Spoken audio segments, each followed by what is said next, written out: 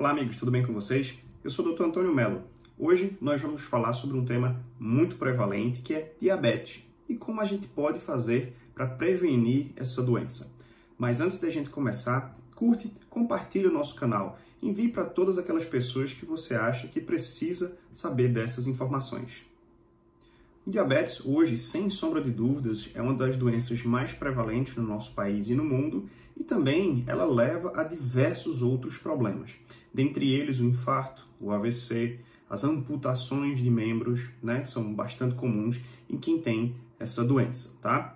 Diabetes nada mais é do que o aumento da glicose na corrente sanguínea. E esse aumento ocorre basicamente por dois motivos. Ou você não tem insulina, seu pâncreas não produz insulina suficiente para carregar essa glicose e colocá-la dentro da célula, ou seu corpo desenvolve uma resistência à insulina e, consequentemente, essa insulina tem uma dificuldade de carregar a glicose e transportá-la para dentro dos seus tecidos.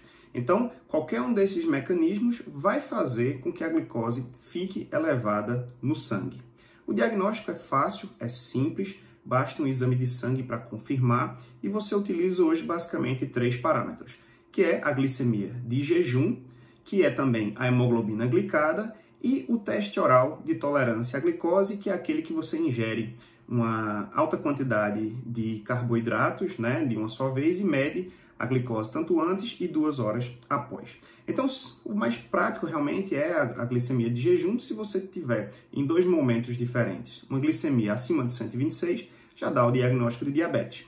Da mesma forma, uma hemoglobina glicada acima de 6,5, também em duas verificações, sempre pede para confirmar, também dá o diagnóstico de diabetes. Tem outros critérios, mas esses basicamente são os mais comuns.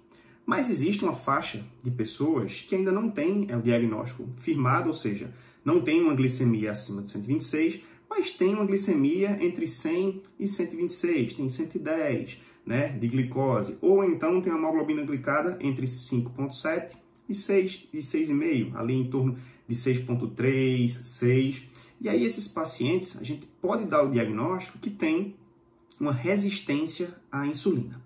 É nesses pacientes que a gente tem que realmente focar, porque tem algumas medidas que conseguimos fazer que ajudam a prevenir que esse paciente venha a desenvolver a famigerada diabetes. Então, existem 2 principais estratégias. A principal, no caso, sempre é a mudança de estilo de vida, que ela se resume a redução do peso corporal, a prática de atividade física e ter uma dieta que a gente considera uma dieta saudável, tá bom? Essa é simplesmente a estratégia mais eficaz.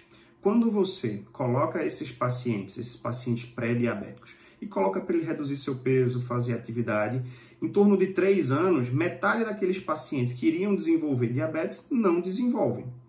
Outra estratégia também associada é o uso da metformina. A metformina é uma medicação que a gente utiliza no tratamento de diabetes, mas viu-se que se a gente utilizar nesses pacientes que têm uma resistência à insulina, esses pacientes, em torno de 30% em 3 anos, deixam de desenvolver a diabetes.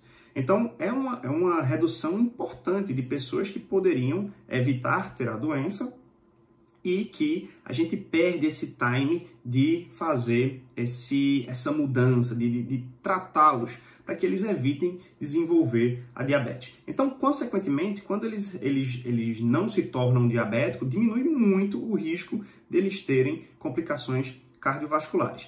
A diabetes por si só, mesmo um paciente que não tenha histórico familiar, que não seja fumante, que não tenha nenhum outro fator de risco, como a gente fala, a gente já considera ele com risco intermediário a alto. Vai depender de outros fatores, como o tempo de diabetes. Mas como o paciente já tem mais de 10 anos, mesmo que ele não tenha mais nada, não seja obeso, não tenha um histórico familiar importante, a gente já considera ele como um risco alto de desenvolver problemas cardiovasculares.